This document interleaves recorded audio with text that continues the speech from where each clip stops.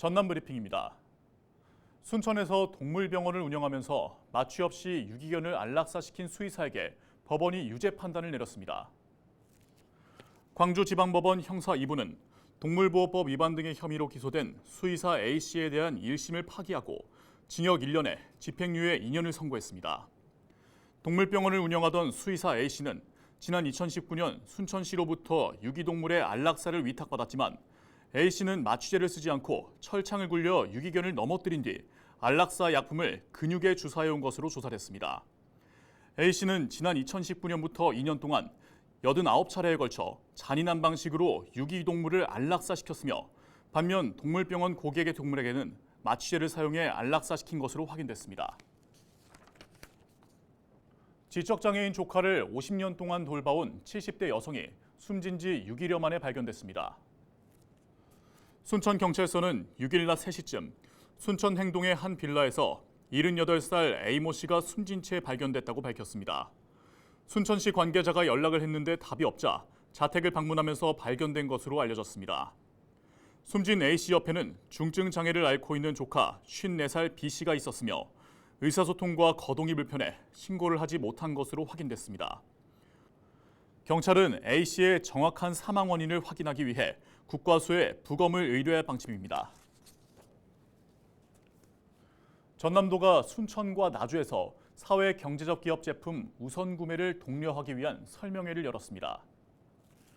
이번 설명회는 공동구매 제도 이해를 위한 강의와 실제 공동구매에 유용한 전남 지역 우수 사회적 경제기업 제품 소개, 구매 방법 안내 등의 순서로 진행됐습니다.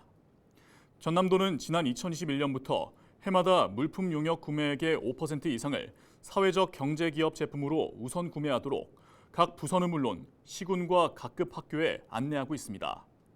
그 결과 지난 2021년에는 625억 원을, 지난해에는 708억 원의 구매 실적을 달성한 것으로 알려졌습니다.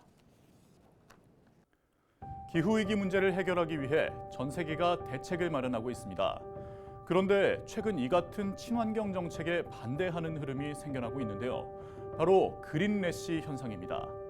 친환경을 뜻하는 그린과 반발을 뜻하는 백래시가 합쳐진 신조어인데요.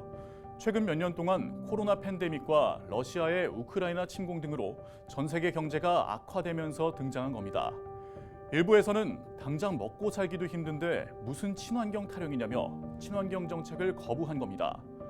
이 현상은 특히 기존의 기후위기 정책에 앞장섰던 나라들을 중심으로 더더욱 두드러지게 나타나고 있는데요.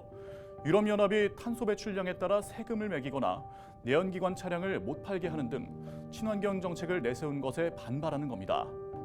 특히 지난 여름 영국은 오래된 내연기관 차량을 타는 사람에게 약 2만 원가량의 요금을 내게 했고 그 결과 시민들은 시위에 나서 감시 카메라 400여 대가 파손될 정도로 파장이 매우 컸습니다.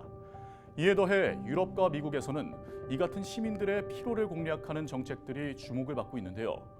기후위기가 날이 갈수록 심해지는 상황에서 정치권에서는 그린래시를 부추겨서는 안 된다는 말이 나오고 있습니다. 기후위기 대응을 나중으로 미뤘다가는 돌이킬 수 없는 큰 손실을 볼 수 있기 때문인데요.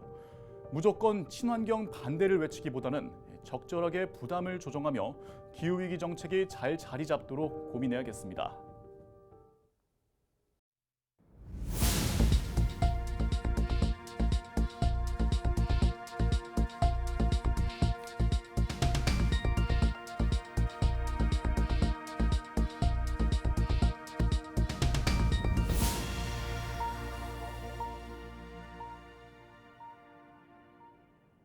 여수광양항만공사가 이달부터 내년 3월 31일까지 5차 미세먼지 계절관리제를 실시합니다. 여수광양항만공사는 이 기간 선박 저소군항 프로그램 참여 시 선박 입출항료 감면율을 상향하고 비산먼지 억제 시설을 포함한 하역 현장 합동 점검 등을 진행할 방침입니다. 미세먼지 계절관리제는 미세먼지 농도가 높아지는 12월부터 이듬해 3월까지 미세먼지 배출 저감과 관리 조치를 강화하는 제도입니다. 오늘 준비한 소식은 여기까지입니다. 지금까지 전남 브리핑이었습니다.